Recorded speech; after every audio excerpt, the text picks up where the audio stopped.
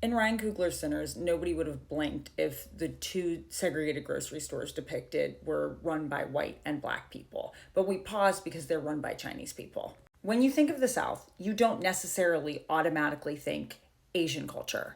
This is why Dolly Lee, the consultant Ryan Coogler tapped to oversee the representation of the Mississippi Delta Chinese community, said that this choice felt like camaraderie. It's a choice that lands when we see Grace walk across the street at her husband Beau's request. That walk from the white side to the black side felt long and practiced, and that's because it historically is. The Chinese immigrants that arrived after the Civil War was over to America had to walk this very fine tightrope between this racialized state that was existing entirely on this binary of white and black. They were not white people, but they were not considered black people either, so they were known as colored. But even as colored people, they had a bit more leeway than black people did. So this community starts out picking cotton too. They are replacing a number of black people that having been emancipated are out of there, right? But this is not like a great immigrant story. They're being denigrated by white people.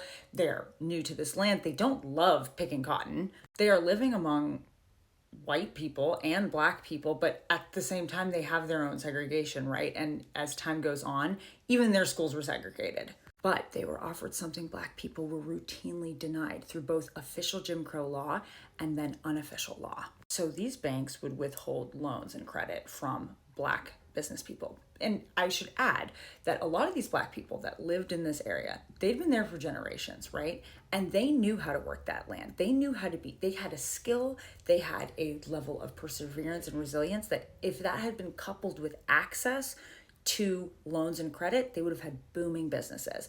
But that would be a threat to white supremacy. So those were denied from them. But guess who was allowed to have some of those things on the occasion? The white people in the South saw that these Chinese communities could be like this intermediary between them and the blacks. And that way they didn't have to necessarily serve the black people, but the Chinese could.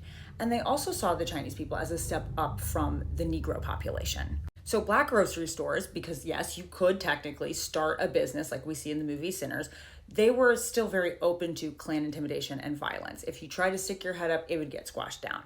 But the white people left the Chinese people, for the most part, business-wise alone. The black people, of course, in the South saw many of these Chinese grocery stores as a bit more friendly than going to, say, a rigged or very overtly racist white plantation or sharecropper store where they would constantly change the rules for the black people to keep them constantly in debt to them. When we see Grace, who's played by Lee Jun Lee, cross that street confidently, proudly as an Asian woman, we are seeing a history of the South that has often been made invisible. Apparently, Ryan Coogler's own father-in-law is a descendant from this community. And you can't really, when you look at the history, tell the story of black economic struggle in the South without talking about the way it is intertwined with the Asian American experience. One thing you'll notice, Beau and Grace are very comfortable with Smoke as a businessman. They're comfortable negotiating with him. They don't treat him like the white businessman who's also a Klan leader treated him at the beginning of the movie. There's additionally some cultural realism in that Beau and Grace's daughter works in the store. Because of the way that the white community felt towards Chinese immigrants using their new economic power to move into their neighborhoods, it was not uncommon for the Delta Chinese communities to just stay either right inside the building where the grocery store is located or to build a home behind the grocery store.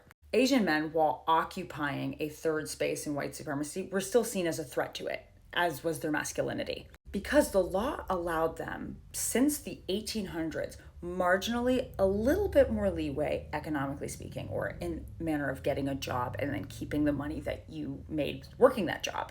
What does that mean for you in the marriage market? Well, it means you're actually quite a desirable man. There's a fact that ladies from all backgrounds could easily fall in love with them and want to start families with them. And guess what? They would have the capital and enough economic freedom to actually start a household.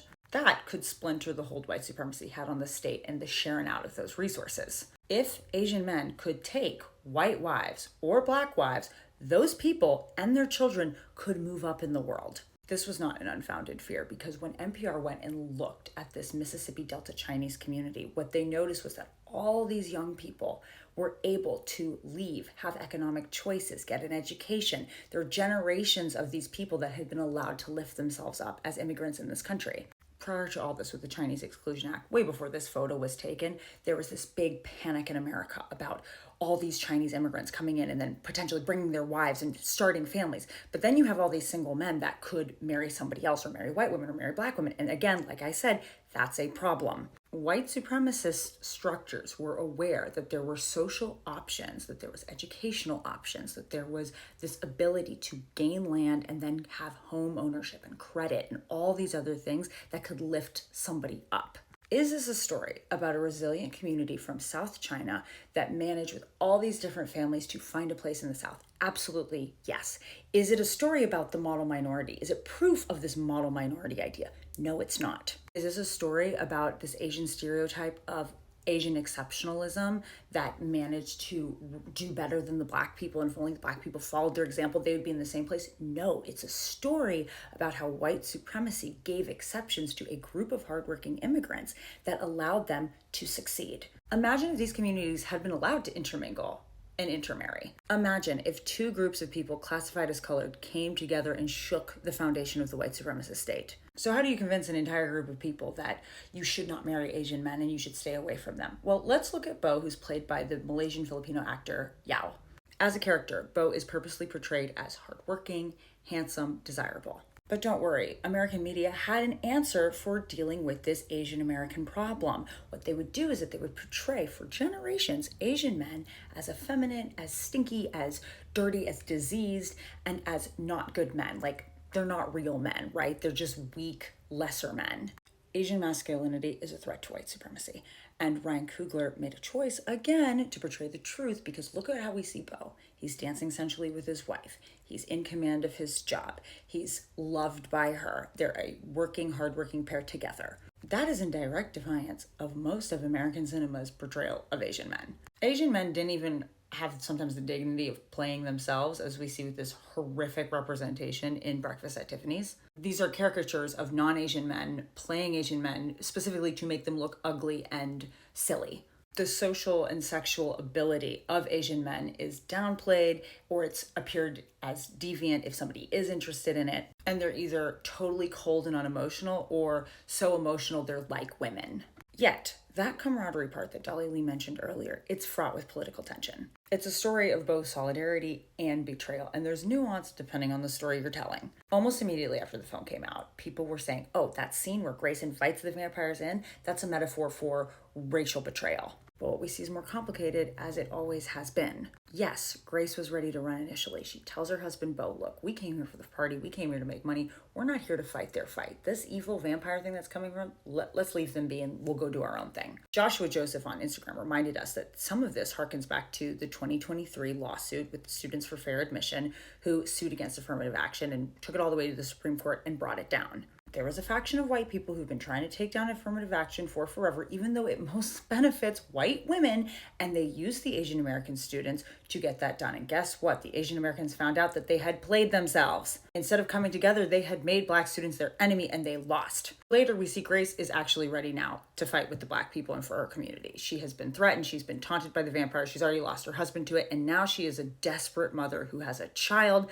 that she's going to do anything to protect. And that in itself is a reminder of the fear and threat that is held over one community at the expense of the other. One that says, come along, just do this thing for us, just go along with this system and we'll keep your community safe, your family safe. And we know this was the case in the South because guess what? We don't have an en masse historical uprising between Chinese and black people who were technically both colored in the South overthrowing white supremacy. They stayed in their lanes to stay alive. And yes, they had some community. Yes, they all knew each other to some degree, but people kept a line going. Now, there have always been people who have reached across the street, even at their own risk of their livelihoods and bodies. But there have also always been those who do not when it does not benefit them. We remember in Jordan Peele's Get Out how he intentionally included one Asian buyer at the auction. It's to symbolize the way white supremacy will use the very Asian American community it offers little treats to. And that history of both communities being pit against each other to prevent a coalition from forming.